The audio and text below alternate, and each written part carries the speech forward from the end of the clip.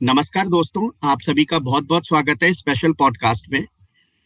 मैं Ankit Gupta, patent officer IIT Indore district CPS foundation से, जो कि एक सेक्शनेट कंपनी है आईआईटी इंदौर में स्थित department of science and technology द्वारा निर्धारित national mission of interdisciplinary cyber physical system में हम लोग काम कर रहे हैं, जो कि नेतृत्व किया गया है प्रधानमंत्री जी द्वारा।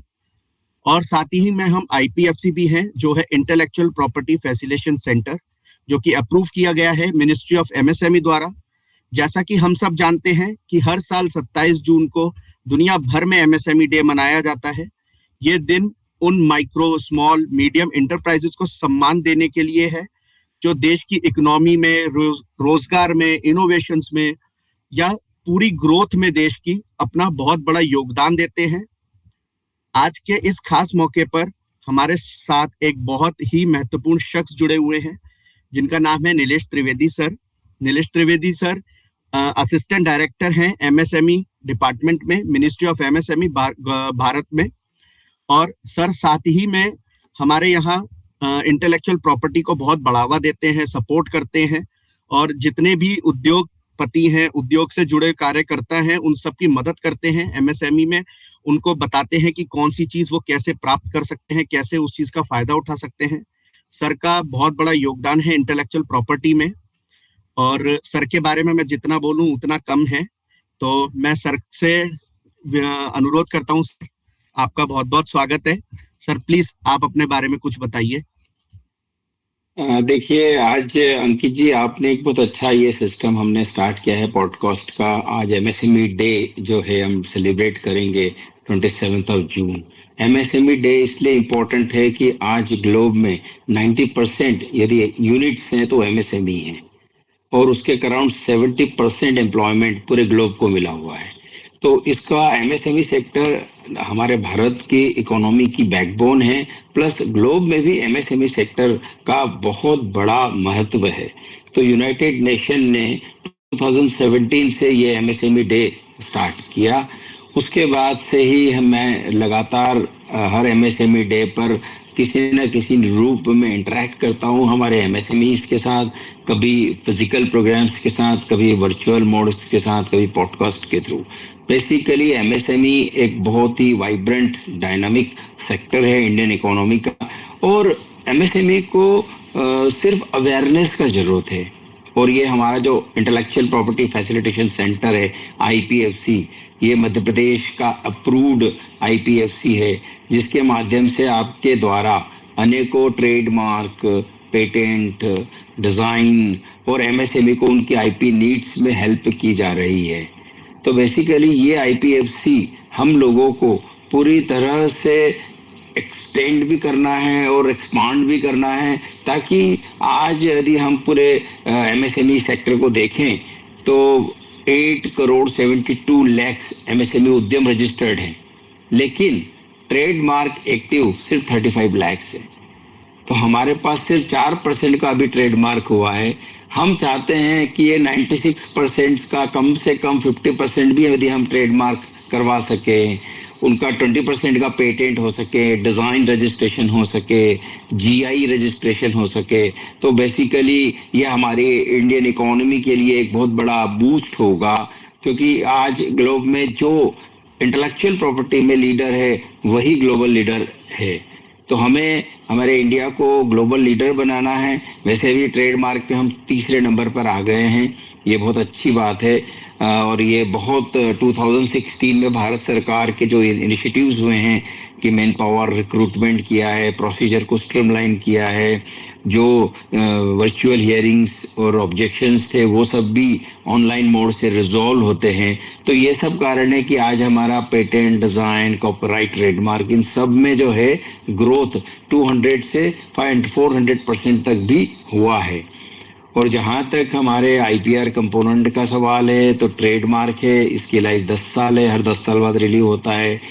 डिजाइन की लाइफ 10 साल है, 5 साल एक्सटेंड होता है, लेकिन 15 साल बाद कंपनी के लिए ओपन करना पड़ता है। पेटेंट की लाइफ 20 साल है, 20 साल के बाद उसकी वैलिडिटी खत्म होती है और पब्लिक के लिए ओपन होता है।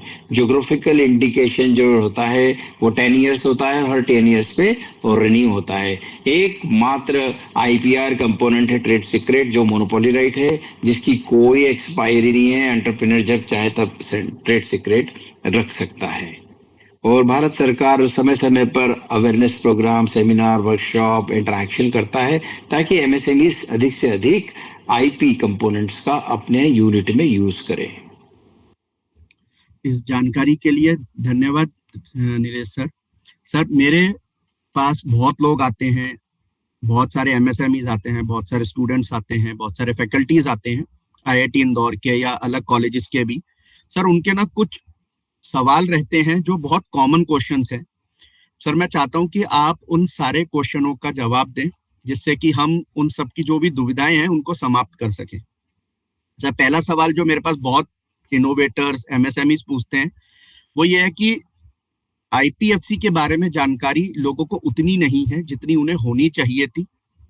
ठीक है, आईपीएफसी द्वारा कौन कौन सी स्कीम्स हैं, कौन कौन सी चीजें हैं जो उन्हें लाभ दे सकती हैं या वो जिसका लाभ उठा सकते हैं। Sir please. देखिए, आईपीएफसी भारत सरकार, मिनिस्ट्री ऑफ एमएसएमई, हमारे office of the DC MSME के द्वारा अप्रूव किए गए हैं ऑल ओवर इंडिया में। इस आईपीएफसी का मेन फंक्शन है प्रमोशन, इनोवेशन, सस्टेनेबिलिटी, इन सबको, ताकि ये इनोवेटिव एटमॉस्फेयर बने। इनोवेटिव एक इनोवेशन का एटमॉस्फेयर बने, स्टार्टअप्स को सपोर्ट मिले। तो बेसिकली हमारे आईपीएफसीज जो हैं वो हमारे एमएसएमई एंटरप्रेन्योर्स को गाइड करते हैं कि ट्रेडमार्क कैसे फाइल करना है, पेटेंट कैसे फाइल करना है, जीआई कैसे फाइल करना है, डिजाइन रजिस्ट्रेशन कैसे फाइल करना है। प्लस भारत सरकार आईपीएफसी को फंडिंग भी देता है। तो मेरे एमएसएमई एंटरप्रेन्योर को यदि कोई ट्रेडमार्क लेना है, पेटेंट लेना है, डिजाइन लेना है, जीआई लेना है, तो वो आप आईपीएफसी के पास जाए और आईपीएफसी से कहे कि साहब मुझे ट्रेडमार्क लेना है, तो एक प्रिस्क्राइब गवर्नमेंट फीस भरने के बाद रिमेनिंग सारा जो चीज है वो आईपीएफसी के द्वारा सफलतापूर्वक हमारे आईआईटी इंदौर दृष्टि सीपीएस फाउंडेशन के द्वारा किया जा रहा है, कि जिसमें अटॉर्नी की फीस है, अटॉर्नी की प्रेजेंस है, फाइलिंग है, स्टेशनरी है, पोस्टेज है, ये सब जो है आईपीएफसी के द्वारा। और जहां तक अवेयरनेस का सवाल है, इसके लिए आईपीएफसी एमएसएमई डीएफओ को हर प्लेटफॉर्म पर आना है, चाहे वो लिंक्डइन हो, सोशल मीडिया हो, इंस्टाग्राम हो, व्हाट्सएप हो, फिजिकल प्रोग्राम्स हो, interaction with industry association, state government और डायरेक्ट इंटरेक्शन विथ इंडस्ट्रीज के साथ अधिक से अधिक हो, तभी ये जो है आईपीएफसी का एक अच्छा सा पहुंच आम एमएसएमई तक पहुंच पाएगा और वो इसका अधिक से अधिक बेनिफिट ले पाएंगे। जो दूसरा सवाल सबसे ज्यादा पूछा जाता है वो है इंटेलेक्चुअल प्रॉपर्टी राइट्स को लेकर, बौद्धिक संपदा को लेकर। लोग बड़ी चिंता जाहिर करते हैं कि उसका कॉस्ट कितना होगा, हम पेटेंट का कॉस्ट कैसे देंगे, डिजाइन का कॉस्ट कैसे देंगे, कितना कॉस्ट होता है, रिम्बर्समेंट के लिए हमें क्या क्या डॉक्यूमेंट्स देने हैं, हमें फाइनेंशियल असिस्टेंस मिलेगा कि नहीं। या तो सर, इन चीजों के बारे में अगर आप कुछ विस्तार से बता पाए तो। हाँ, देखिए साहब, इसमें भारत सरकार ने कुछ लिमिट्स डिसाइड की है कि यदि कोई एमएसएमई, अच्छा एमएसएमई वह जिसका उद्यम रजिस्ट्रेशन है वैलिड, प्लस जो मैन्युफैक्चरिंग और सर्विस कैटेगरी में है। ट्रेडर्स को हम किसी प्रकार का कोई बेनिफिट नहीं देते हैं, तो उसका मैन्युफैक्चरिंग और सर्विस सेक्टर में उद्यम रजिस्ट्रेशन होना चाहिए, सबसे पहला डॉक्यूमेंट। फिर जो है, जब वो ट्रेडमार्क के लिए अप्लाई करेगा तो ट्रेडमार्क में अधिकतम रीइंबर्समेंट भारत सरकार की ओर से 10,000 रुपीज है। तो यदि आपका खर्चा 9,000 होता है तो भारत सरकार 9,000 देगा, आपका खर्चा 15,000 होता है तो भारत सरकार 10,000 देगा। तो 10,000 इज द सीलिंग।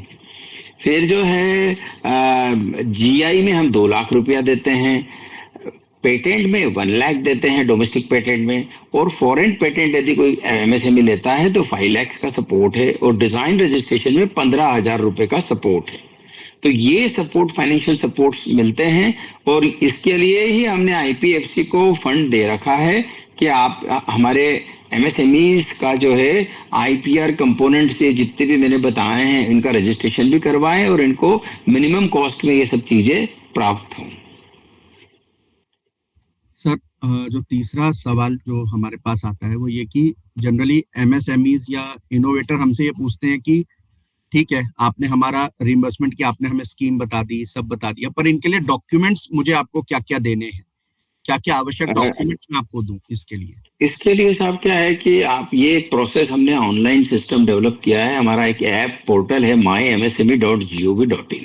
उस पे एंटरप्रेनर mymsme.gov.in पर क्लिक करता है। क्लिक करने के बाद वो जो है आईपीआर पे क्लिक करता है, फिर वो एमएसएमई इनोवेटिव स्कीम पे चला जाता है। उसके बाद वो ट्रेडमार्क को यदि लेना है तो ट्रेडमार्क पे क्लिक करेगा, पेटेंट को लेना हो तो पेटेंट पे करेगा। अब डॉक्यूमेंट की बात है तो सबसे पहला डॉक्यूमेंट है कि वो जो सर्टिफिकेट है office of the controller general patent design के द्वारा दिया हुआ कि पेटेंट का सर्टिफिकेट है। ये हमारा पैसा तब मिलता है जब आपके पास पेटेंट मिल जाता है, ट्रेडमार्क मिल जाता है, जीआई मिल जाता है, डिजाइन मिल जाता है, तब पैसा दिया जाता है।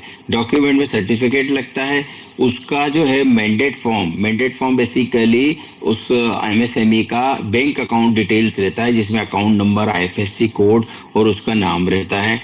इसके अलावा जो लॉयर है, लॉयर की जो फीस है, तो लॉयर एक इनवॉइस बनाता है कि साहब मेरी जो है फीस इतनी है, लीगल फीस, फिर मेरी जो है स्टेशनरी पोस्टेज में इतना खर्चा हुआ है, तो वो अपना जो भी इनवॉइस देगा वो सब इनवॉइस इसमें कवर होंगे। जी सर, धन्यवाद। सर, जो चौथा क्वेश्चन पूछा जाता है कि आपके अनुभव के अनुसार आईपी फाइलिंग या रिइंबर्समेंट क्लेम करते समय एप्लीकेंट सबसे अधिक कौन सी गलतियां करते हैं और उन गलतियों से बचने के लिए आप उन्हें क्या सलाह देना चाहेंगे? देखिए, इसमें सबसे पहला बहुत ये स्कीम बहुत सिंपल है। आप एमएसएमई इनोवेटिव स्कीम की गाइडलाइन निकाल लीजिए, उसमें आईपीआर कंपोनेंट को ध्यान से देखिए, तो उसमें डॉक्यूमेंट की लिस्ट भी दे रखी है, कौन कौन से डॉक्यूमेंट सबमिट करना है। प्लस हमारे पोर्टल में भी आप जब ऑनलाइन फाइलिंग करेंगे तो वो जो डॉक्यूमेंट पोर्टल के हैं वही आपको अपलोड करना है और उसी का प्रिंट आउट निकाल के सबमिट करना है। ये मतलब इसमें कोई कंफ्यूजन नहीं है। आप चाहें एक एक्सपेंडिचर शीट भी बनती है कि साहब मैंने ट्रेडमार्क फीस इतनी है, लॉयर की फीस इतनी है, अपनी सील सिग्नेचर कर दो और सबमिट कर दो, ये डॉक्यूमेंट है। जी सर।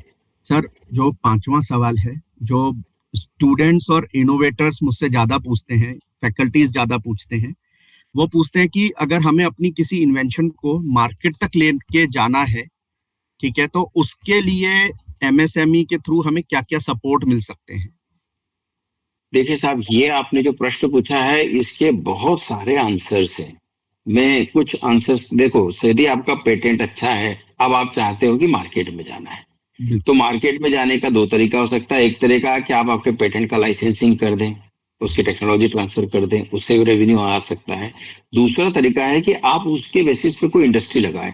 अब कोई जब इंडस्ट्री लगाएंगे तो आपको फंड्स की रिक्वायरमेंट होगी, तो फंड्स में भारत सरकार और राज्य सरकार की योजना है, जैसे उद्यम क्रांति योजना, इसमें 20 लाख और 50 लाख का फंडिंग अवेलेबल है।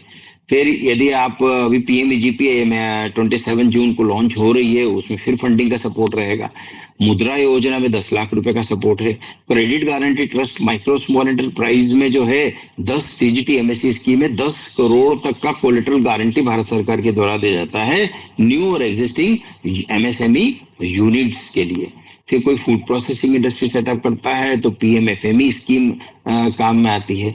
इसके अलावा यदि आप आपकी टेक्नोलॉजी को चाहते हैं कि कोई खरीद ले, तो इसके लिए हमारे टीटीएफसीस, टेक्नोलॉजी ट्रांसफर फैसिलिटेशन सेंटर्स भी अप्रूव हो चुके हैं। और ये टीटीएफसी का काम है कि जो आपकी पेटेंट की जो कॉस्ट है, आपने डिसाइड किया कि साहब ये मेरे पेटेंट कॉस्ट तो 30 लाख है, ठीक है, मैं किसी को 30 लाख दूँ, तो ये जो टीटीएफसी ये डिसाइड करेंगे कि 30 लाख से 15 लाख से 20 लाख से कि 10 लाख से। मान लो ये 14 लाख से, तो 14 लाख का 70% हम लोग बियर करेंगे, मैक्सिमम 10 लाख इसमें। तो नो हाउ और ट्रेड सीक्रेट के लिए भी 10 लाख देते हैं। इसके अलावा यदि कोई ट्रेडमार्क और डिजाइन रजिस्ट्रेशन का भी यदि उनको लेना है, उसके लिए भी फंडिंग सपोर्ट अवेलेबल है। कोई टेंजिबल रिसर्च प्रॉपर्टी है, उसके लिए भी 10 लाख से 70% कॉस्ट जो है हम लोग बियर करते हैं। तीसरा जो है फॉरेन ट्रेडमार्क और पेटेंट के लिए 1,50,000 है। तो ये काफी अच्छी स्कीम टीटीएफसी की है। बेसिकली ये अपने टेक्नोक्रेट्स को, क्योंकि टेक्नोक्रेट्स सिर्फ रिसर्च और इनोवेशन में रहते हैं, वो मार्केट तक जा नहीं पाते हैं, लेकिन एटलीस्ट इसको बोलते हैं आईपीआर एंटरप्रेन्योरशिप, कि वो अपनी रिसर्च करें और उसको लाइसेंस कर दे या उसको सेल कर दें, तो उसका जो कॉस्ट है एमएसएमई को सस्ता पड़ेगा। यदि कोई पेटेंट लेना है तो 10 लाख हम दे रहे हैं, फॉरेन पेटेंट के लिए 15 लाख देते हैं, तो पेटेंट है तो 10 लाख हम दे देंगे, तो 70% कॉस्ट हम बियर कर रहे हैं, 30% उस एमएसएमई को बियर करना है। सर एक सवाल और था मेरा, जो पर्सनली मेरा सवाल है। सर जनरली लोग हमेशा कंफ्यूज रहते हैं कि मैंने डीपीआईटी सर्टिफिकेट ले लिया है, मुझे एमएसएमई सर्टिफिकेट लेने की क्या जरूरत है, या मैंने अपना स्टार्टअप खोल लिया है तो मुझे एमएसएमई सर्टिफिकेट ही मैं क्यों लूं, या मैं उसमें पैसे क्यों दूं। सर इस पे आप क्या बताना चाहेंगे? आपने बहुत अच्छा क्वेश्चन भी पूछा है। मैं आज आपको क्लियर करना चाहता हूँ। MSME registration certificate, DTIC registration certificate, small industry certificate, लघु उद्योग सर्टिफिकेट, उद्यम रजिस्ट्रेशन सर्टिफिकेट, उद्योग आधार, ये सब सिर्फ एक नाम है, उसका नाम है उद्यम रजिस्ट्रेशन। और ये उद्यम रजिस्ट्रेशन के लिए कोई कॉस्ट नहीं है, फ्री ऑफ कॉस्ट है। डीपीआईटी में तो प्राइवेट लिमिटेड कंपनी बनानी पड़ती है, सेक्शन 8 कंपनी बनानी पड़ती है, 16,000 का खर्चा है, लोग 2 लाख रुपए भी खर्च कर देते हैं। हमारा उद्यम टोटली फ्री है, 15 मिनट में बन जाता है, और अपना मोबाइल, अपने लैपटॉप, साइबर कैफे में जाके भी बना सकते हैं। उद्यम रजिस्ट्रेशन लेकर ही, देखिए साहब, ये गेट पास है। आज आपको विदेश जाना है तो आपको पासपोर्ट लगता है, वैसे ही आपको यदि भारत सरकार और स्टेट गवर्नमेंट के कंसेशंस, बेनिफिट्स, इंसेंटिव लेना है तो उद्यम रजिस्ट्रेशन मैंडेटरी है। तो उद्यम रजिस्ट्रेशन लेना मैंडेटरी है। यदि आपने डीपीआईटी लिया तो वी विल नॉट सपोर्ट। हम लोग जो हैं उद्यम रजिस्ट्रेशन के बेसिस पर ही सपोर्ट देते हैं। धन्यवाद सर। सर आपने काफी पूछे जाने वाले सवालों का बहुत ही स्पष्ट तरीके से जवाब दिया है। इसके लिए सर मैं आपका बहुत बहुत आभार व्यक्त करता हूँ। आईआईटी इंदौर दृष्टि सीपीएस फाउंडेशन की तरफ से सर आपको मैं बोलना चाहूंगा कि सर आपने जो भी सवालों के जवाब दिए वो हमसे बहुत पूछे जाते हैं। कई बार हम लोग भी अटक जाते हैं कि इन सवालों का जवाब मैं दूं तो दूं क्या, या मैं बताऊं तो किसी स्कीम के अंतर्गत मैं क्या बताऊं उन्हें। तो यस, उसके लिए यस, सर बहुत यस। बहुत धन्यवाद फिर से सर। और इंटेलेक्चुअल प्रॉपर्टी एमएसएमई की तरफ से, हम सब की तरफ से आपको एमएसएमई दिवस की बहुत बहुत हार्दिक शुभकामनाएं सर।